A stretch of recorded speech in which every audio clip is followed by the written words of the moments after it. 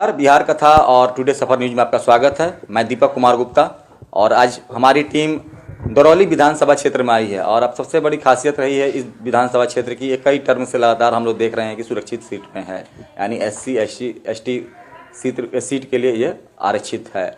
एक चीज़ और हम बता दें कि हम जिस शख्स के यहाँ आए हैं, ये पूर्व विधायक रामायण माझी, जो 2005 से लेकर 10 तक मैरवा से विधायक रहे हैं। लेकिन जब नया परिसीमन का गठन हुआ था, उस समय जब मैरवा जो कंस्टिट्यूंसी था वो जीरादेई हो गया और उस समय उन्होंने उसको छोड़कर सीधे दरौली में प्रस्थान किया, यानी 2010 से 15 फिर विधायक बने दोबारा 2015 तक। 15 के बाद उन्होंने चुनाव लड़ा, 15 से 20 उसमें चुनाव को हार गए।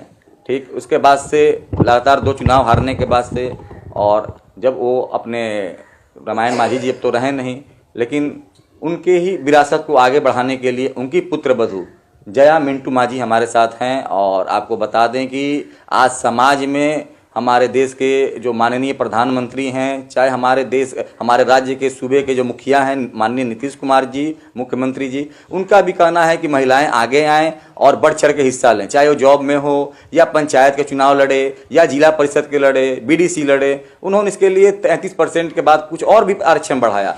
तो कहीं ना कहीं बहुत बड़ा संदेश देश में दिया जा रहा है कि महिलाओं को आगे लाया जाए, क्योंकि पहले ऐसा नहीं था। बहुत बार ऐसा होता था कि हम लोग भी देखें इस चीज़ को कि हम लोग के घर में भी बहन बेटी लोगों को ज़्यादा शिक्षा नहीं दिया जाता था। लोग कहते थे कि नहीं, ज़्यादा शिक्षा देंगे तो बहन बेटी लोगों को ज़्यादा दिक्कत होता है, क्योंकि समाज की नज़रों से बचाना पड़ता है। 16 साल 17 साल 18 साल पर शादी ब्याह हो जाती थी, लेकिन ऐसा नहीं है। आज महिलाएं हर क्षेत्र में भागीदारी ले रही हैं, एयरफोर्स में जा रही हैं, सेना में जा रही हैं, कमांडो बन रही हैं, पैरामिलिट्री फोर्स बन रही हैं। इसी कड़ी में आप देख रहे हैं कि आपको जया मिंटू माझी जो दरौली विधानसभा से प्रतिनिधित्व करने के लिए, ताल ठोकने के लिए तैयार हैं, कहीं न कहीं रामायण माझी की विरासत संभालने के लिए तैयार हैं। सबसे पहले हम जया मिंटू माझी जी को बधाई देंगे और इनसे बात करेंगे कि आप दरौली विधानसभा से चुनाव लड़ने की तैयारी में हैं, क्या आपको उम्मीद लग रहा है? आपको भी बहुत बहुत धन्यवाद और बहुत बहुत बधाई हो। बधाई और धन्यवाद दे रही हैं। सबसे पहले हम बता दें कि लगातार 2 चुनाव हारने पर रामायण माझी जी के ये तीसरा टर्म के लिए इस समय ताल ठोकने के लिए जया माझी जी तैयार हैं। पहला क्वेश्चन यही करेंगे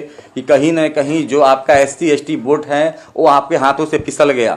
2015 से 20, अब 20 से 25 का चुनाव आने वाला है, तो इसमें आप उस वोट को कैसे एक्वायर करेंगी? पहला हमारा सवाल यही है।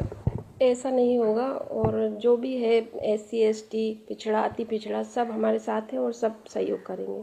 चलिए, तो इनका कहना है कि जो SC ST और OBC, यानी कहीं ना कहीं ये लग रहा है कि विगत कुछ महीनों से हम लोग को भी जानकारी मिली मीडिया के माध्यम से, हमारे सूत्रों के हवाले से, कि क्षेत्र की दौरा कर रही हैं और कहीं ना कहीं ऐसा लग रहा है कि जनता की जो सांत्वना है, जनता का जो प्रेम है, स्नेह है, इनको मिल रहा है, तभी इतनी कॉन्फिडेंस के साथ मैडम बात कर रही हैं।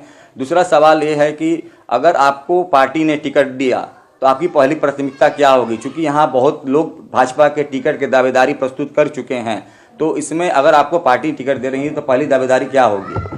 सबका साथ सबका विकास। आज समग्र जाति और सब सारी जातियों को लेके टिकट लेंगे भी और जीतेंगे भी। तो देख रहे हैं कि इनका सीधा संदेश है मोदी जी का ही कि सबका साथ सबका विकास, सबका विश्वास और समग्र जातियों का विकास, यानी किसी भी इनका जाति से ना इनको आपको राग है ना द्वेष है, ये सबको लेकर चलना चाह रही हैं और यही होना भी चाहिए। क्योंकि हमारे देश में आप देखो तो लाखों की संख्या में जातियों, छोटी छोटी जातियों में हमारा देश समाज बटा हुआ है, लेकिन उसके बाद भी एकमात्र ऐसा देश है कि दलाई लामा जैसे शख्स जो पूरे दुनिया में फेमस है, दलाई लामा, उन्होंने भी ये मैसेज दिया चीन को कि तुम देख लो चीन, कि देखो भारत से तुम सीखो। इतने लोग कम्युनिटी के हो गए, उत्तर से दक्षिण, दक्षिण से उत्तर, पूरब से पश्चिम, सबका पहनावा अलग है, भाषा अलग है, लेकिन फिर भी लोग एक हैं और एकता का संदेश दे रहे हैं। सभी पूजा कर रहे हैं, कोई इबादत कर रहा है, कोई अरदास कर रहा है, तो कोई प्रेयर कर रहा है, लेकिन सभी एक हैं। हमारा तीसरा क्वेश्चन ये है कि अगर पार्टी ने आपको टिकट दे दिया और जनता के बीच में जा रही हैं, तो जनता का अभी क्या रिस्पॉन्सिबिलिटी है? क्योंकि आपको जनता का क्या रिस्पॉन्स मिल रहा है आपको चुनाव क्षेत्र में जा रही है? देखिए, जनता का अच्छा रिस्पॉन्स है और जनता पूरा समर्थन करती है हमारा। अगर पार्टी हमको टिकट देगी तो हम लड़ेंगे भी और जीतेंगे भी। यानी पार्टी पे पूरी तरह से डिपेंड है जया माझी जी, और इनका कहना है कि अगर पार्टी इनको टिकट देगी तो ये लड़ेंगे भी, जीतेंगे भी, यानी पूरी तरह से आप देख रहे हैं कॉन्फिडेंस के साथ आपका इनका कहना है कि कहीं ना कहीं ये आत्मविश्वास से लबरेज हैं। इसी क्रम में हमारे साथ भाजपा के मंडल उपाध्यक्ष जो विगत 90 यानी 1990 उस समय तो हम लोग का जन्म भी नहीं हुआ होगा, लेकिन देखिए कितने सीनियर नेता हैं हमारे साथ। साहब यहाँ पर पांडे जी हैं, हम हाँ शैलेंद्र मिश्रा जी, शैलेंद्र मिश्रा जी हैं। तो शैलेंद्र मिश्रा जी से हम लोग गुफ्तगू कर लें, क्योंकि काफ़ी अनुभव है। और कहा जाता है कि अगर किसी से कुछ जीवन में सीखना है तो बुजुर्गों के साथ बैठिए और उनके अनुभव को सीखिए, क्योंकि बुजुर्गों के पास बैठने पर ऐसा ऐसा अनुभव आपको मिल जाएगा कि शायद ही कहीं आपको वो किताबों में मिलेगा। ऐसे तो कहने के लिए कहा जाता है कि किताब किसी भी इंसान का एक बहुत अच्छा मित्र होता है, लेकिन उससे भी कोई अच्छा मित्र होता है तो बुजुर्ग होता है। जैसे दादाजी, नाना जी, नानी जी के साथ बैठ रहे हैं तो बहुत कुछ सीखने को मिलता है। इसी क्रम में हम बात करेंगे शैलेंद्र मिश्र जी से। सर, क्या कहना चाह रहे हैं? दरौली विधानसभा में आप मंडल उपाध्यक्ष हैं और आप तो रामायण माझी जी के साथ बहुत प्रिय रहे हैं, उनके साथ रहे हैं, तो क्या कहना चाह रहे हैं? देखिए, दरौली विधानसभा सुरक्षित है और उसके बाद भी दरौली में दो लड़ाई चल रही है, दो ध्रुव के साथ। एक कम्युनिस्ट जो लाल झंडा है और एक समान विचारधारे के लोग हैं, तो उसकी लड़ाई यहाँ लड़नी है। और उसी के तहत हम लोग, विधायक जी भी उसी लड़ाई को लड़ते थे और हम लोग भी, ये जया माझी का भी यही विचार है कि उसी लड़ाई को लड़ेंगे हम। तो आप लोग सुने कि ये तो बहुत ही फैक्ट बात बताया मिश्रा जी ने कि यहाँ दो विचारधारा की लड़ाई है। चूँकि ये लाल झंडा बहुत दिनों से, आज से नहीं बहुत सालों से हम लोग भी देखते आ रहे हैं, चूँकि आईपीएफ का इलाका है ये, और यहाँ माले लगातार 2 बार से यहाँ से सत्यदेव राम जी अभी विधायक बनते चले आ रहे हैं। तो दो विचारधारा की लड़ाई के बीच में ये लोग अपना सेतु काम कर रहे हैं। कहीं ना कहीं ऐसा लग रहा है जया माझी जी को कि जनता हमको साथ देगी, चूँकि अब देखा जाए तो पहले सादगी के प्रतीक रहे रामायण माझी जी और अब वो रहे नहीं, तो कहीं ना कहीं जो सांत्वना है इनके साथ जुड़ा हुआ है। इसी क्रम में हम आपसे एक और सवाल करना चाह रहे हैं कि जनता के बीच में जा रहे हैं तो जनता से क्या आपको मैंने इस पर रिस्पॉन्स मिल रहा है, क्योंकि आप भी क्षेत्र में जा रहे हैं? देखिए, जनता से हम लोग को बहुत बड़ा रिस्पॉन्स मिल रहा है, क्योंकि इनके कारनामा से, करतूत से लोग उब चुका है। चाहे बैकवर्ड हो चाहे फॉरवर्ड हो, बैकवर्डे फॉरवर्ड करके राजनीति जिंदगी भर किए हैं लोग। और उसके बाद मान लीजिए कि परसों में एक बरपलिया में कांड हुआ है, जो कि एक कुशवाहा वर्ग के लड़के को गोली से लोग मार दिया, क्या, और क्रिमिनल लोग। उसके बाद विधायक जी संजोग से सुबह चले आए। आने के बाद उन्होंने कहा कि रोड एक्सीडेंट में आप लोग केस कर दीजिए। तो वहाँ की जनता, तमाम जनता गाली गुप्ता जो नहीं बोलना था शब्द बोल करके उनको चहेट दिया।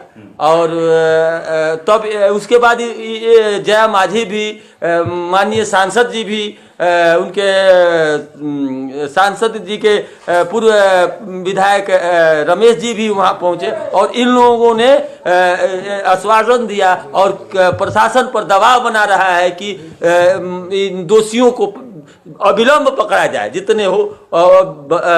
डेली ये लोग दबाव बना रहे हैं। तो आप लोग सुन रहे हैं कि मिश्रा जी का कहना है कहीं ना कहीं ये जो चुनाव, यहाँ का जो कानून व्यवस्था है और जो सामाजिक जो समरसता है वो कहीं ना कहीं ध्वस्त होता जा रहा है क्षेत्र का, और इन लोगों में रोष देखने को मिल रहा है। क्योंकि कोई भी कांड होता है तो पुलिस भी उसकी तहकीकात करती है और केस को एफआईआर करके आरोपी को सीधे प्रस्तुत किया जाता है न्यायालय में। तो कहीं ना कहीं इनका कहना यही है कि जो सामाजिक समरसता है वो भी खतरे में आ रही है। तो जया माझी जी को आप लोग सुना कि किस प्रकार से सारा चीज़ इन्होंने बताया कि नहीं, ये अपना कहीं ना कहीं हमको अच्छा रिस्पॉन्स मिल रहा है पब्लिक के द्वारा और पब्लिक चाह भी रही है। यानी ये अपने जितने भी वोट्स हैं जो हाथ से निकल गए इनको एक्वायर होता दिख रहा है वो सब, चूँकि ये कई महीनों से लगातार क्षेत्र का दौरा कर रही हैं। कई अभी देखें कि फेस्टिवल पड़ा था, परसों देव दीपावली था, कार्तिक गंगा स्नान था, और यहाँ पर माँ सरयू साक्षात हैं। आपको ये भी जानकारी होगी दरौली में माँ सरयू का यहाँ पर प्रवाह होता है, और ऐसा भी कहा जाता है कि दोनों बगल में ही यहाँ गुरु द्रोणाचार्य का आश्रम भी है। तो कहीं ना कहीं यहाँ पर देखा जाए तो एक भव्य मेला भी लगता है। तो यहाँ के जनता का इनको साथ मिल रहा है। कैमरामैन राजू जी के साथ मैं दीपक कुमार, बिहार कथा टुडे न्यूज़ सिवान। हम आपसे बात करना है, एक चीज़ और सवाल करना चाहेंगे मैडम कि दरौली और माझी रोड के बीच बरपलिया विद्यालय के पास चंदन कुशवाहा नामक एक बच्चे का नृशंस हत्या कर दिया गया। हमारे सूत्रों पे हवाले से खबर मिला, पेपर से भी खबर मिला। तो वो पूरा मामला क्या था, इसको हम लोग पूरा समझ नहीं पाए उस समय, तो हम लोग उस समय आपके आवाज़ पर आ भी नहीं पाए थे। तो क्या मामला था, इसके बारे में कुछ विस्तृत बताइए। देखिए, चंदन कुशवाहा जी का हत्या हुआ है बरपलिया विद्यालय के पास। वो अपनी माँ और उनकी एक सिस्टर को लेने जा रहे थे, लेके आ रहे थे वहाँ अस्पताल से। तो उसी बीच बाइक सवार 6 लोग और उन लोगों ने बाइक छीनने की कोशिश किया कि पता नहीं क्या हुआ। उनको है ना बिल्कुल पास से सिस्टर जैसा बता रही थी, यहाँ ट्रिगर दबा के और मतलब गोली चला दिया। तो हम यही कहना चाहेंगे कि 3 से 4 दिन हो गया है, अभी तक प्रशासन ने कुछ भी नहीं किया इस विषय में। और हमारी माननीय सांसद विजय लक्ष्मी और साथ में पूर्व विधायक रमेश सिंह कुशवाहा जी भी आए थे। उन्होंने प्रशासन को उचित कार्रवाई के निर्देश भी दिए हैं, लेकिन प्रशासन अभी तक क्या कर रही है हम ये जानना चाह रहे हैं। अभी तक दोषियों को नहीं पकड़ा गया, क्या उन पे क्या कुछ भी मतलब आधार नहीं है। आजकल तो डिजिटल युग है, डिजिटल के आधार पे हम ये चाह रहे हैं कि नहीं चेक कर पा रही, क्यों? मेरा प्रश्न यही है प्रशासन से कि अभी तक क्यों इतना ढिलाई बरती गई। क्या वो लोग गरीब हैं इसलिए? इकलौता पुत्र था। हम इस घटना से हमको बहुत ही दुखद। ये तो आप देख रहे हैं कि चंदन कुशवाहा नामक किसी बच्चे का नृशंस हत्या की गई है और वो अपने परिवार के लिए दवा लेकर आ रहा था। और एक सबसे बड़ी बात है कि वो अपने परिवार का इकलौता बच्चा था, जिसके 5-6 बाइक सवार बच्चे थे।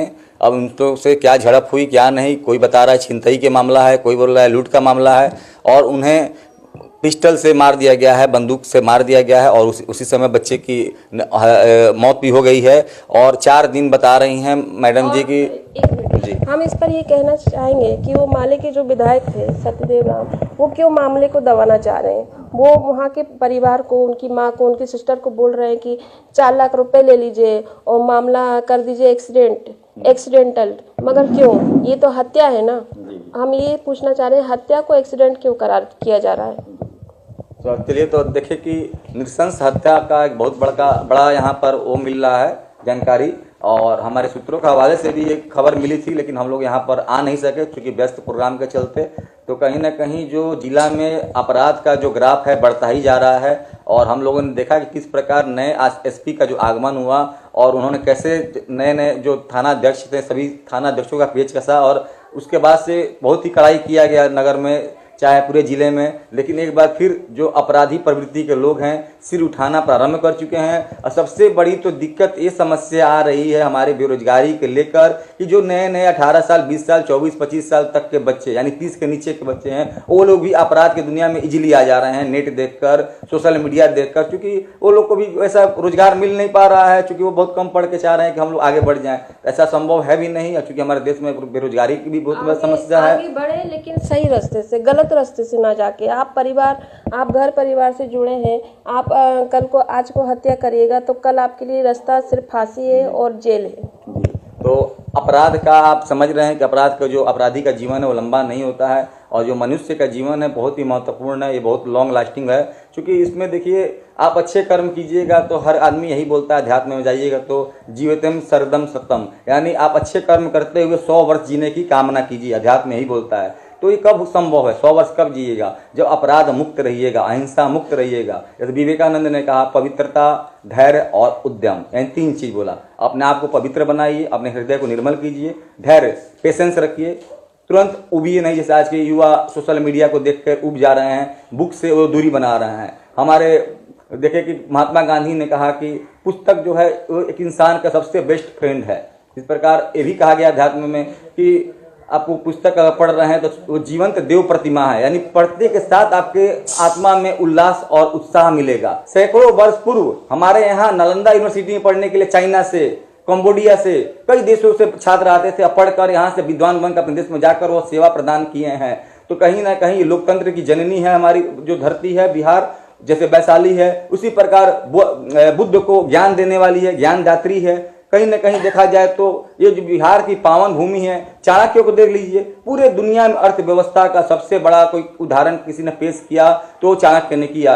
एकमात्र ऐसा व्यक्ति जो अपने बल पर एक राजा को सिंहासन से उठाकर जमीन में पटक के दिखला दिया, यानी कहीं ना कहीं ऐसा उसकी नीति थी, चाणक्य नीति, जो आज पूरा दुनिया, चाहे रूस हो, अमेरिका हो, उसको फॉलो कर रहा है। चाहे हमारे भागवत गीता हो, उसकी नीतियों को भी रूस से लेकर, चाइना से लेकर उससे वो लोग फॉलो कर रहे हैं। भले वो अपने भाषा में अनुवाद करा ली हो, अलग बात है, लेकिन आज भी देखिए तो हमारे ही आध्यात्मिक और सनातन पे ही रिसर्च हो रहा है कहीं ना कहीं, देखिए तो कहीं ना कहीं इम्पोर्टेंट है। तो ये चीज़ को मैडम बता रही हैं कि आप लोग आगे बढ़िए, ये उनका साथ है, युवाओं का साथ है, चूँकि एक महिला है, लेकिन सही रास्ते से, गलत रास्ते में मत जाइए आप। कहीं ना कहीं आप गलत रास्ते में जाइएगा, शॉर्टकट में, तो शॉर्टकट में जाइएगा तो शॉर्टकट में ही आप निकल जाइएगा। जैसे आप लोगों ने देखा कि सचिन तेंदुलकर जब रिटायर्ड किए हैं तो उन्होंने एक चीज़ बताया कि हमारे पिता ने कहा था कभी अपने जीवन में बेटा शॉर्टकट मत अपनाना। तो आज वो दुनिया के भगवान माने जाते हैं, क्रिकेट के भगवान, भारत के पहले ऐसे क्रिकेटर हैं जिन्हें भारत रत्न मिला। तो शॉर्टकट मत अपनाइए। युवाओं से यही अपील हमारे बिहार का सारी टीम भी बोल रही है कि आप लोग अपराध के रास्ता से निकलिए और मुख्य धारा से जुड़िए, सामाजिक समरसता से जुड़िए, और आप लोग पढ़ लिख कर कोई अच्छा जॉब कीजिए। जॉब ना मिले तो आप लोग प्राइवेट जॉब है या बिजनेस है, व्यवसाय है, बहुत कम पैसा में भी व्यवसाय हो सकता है। तो ऐसा नहीं है 5 लाख लगाएंगे तभी व्यवसाय होगा। आप लोग आगे बढ़िए, यही हमारी कामना है।